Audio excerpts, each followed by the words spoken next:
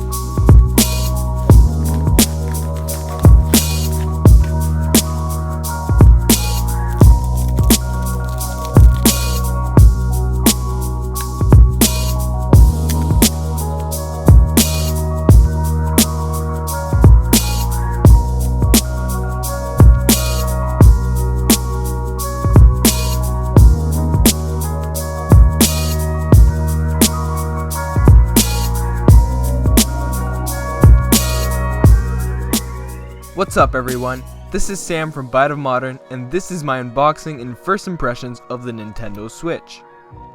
First off, the Switch was released only a few days ago, so software and games are still work in progress.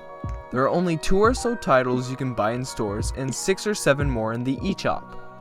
Furthermore, there aren't any other apps like Netflix, YouTube, or even a web browser. Right now, this doesn't look like a compelling console. It can only do 3 basic things: play the few games that are available, browse the eShop, and add friends to your Nintendo ID. That's it. I'm sure the missing features will be added in future software updates. Apart from the software, the hardware is actually really nice. It feels great in the hand and is pretty compact. It's even smaller than the Wii U's gamepad. The Switch has a nice 6.2-inch 720p display going up to 1080p when connected to a display.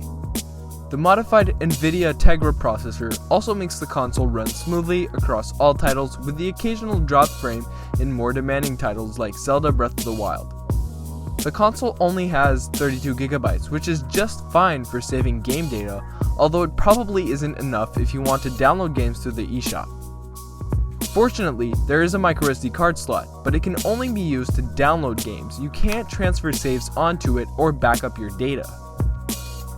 There are dual speakers on the front of the device which get fairly loud and sound pretty good, but they're nothing exceptional.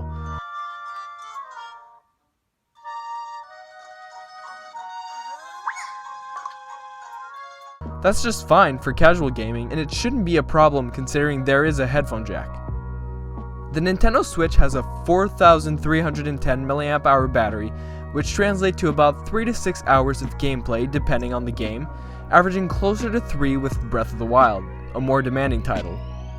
That means you're probably going to end up charging it a lot, but the USB-C port makes it convenient.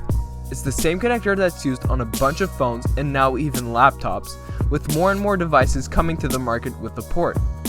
The Type-C port is also what gives the Switch the ability to switch.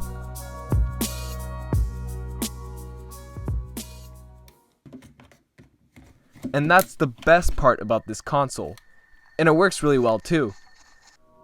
The Joy-Cons are also really well designed with batteries that will make them last around 20 hours, and it's super easy to charge them. Just plop them back on the Switch's display and they're charging.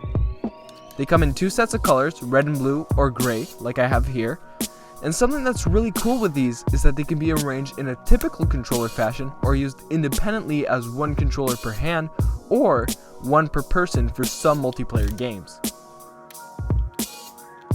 Overall, it's a nice console with serious potential, but that isn't quite there yet.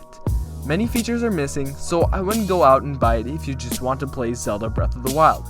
But if you're ready to wait, then go ahead and spend your money on this. You'll most likely enjoy what it has to offer so far, but the Wii U is still miles ahead for the time being. In my opinion, the $300 price tag, or $400 in Canada, is worth it for the novelty of being able to play at home or on the go. That about wraps it up.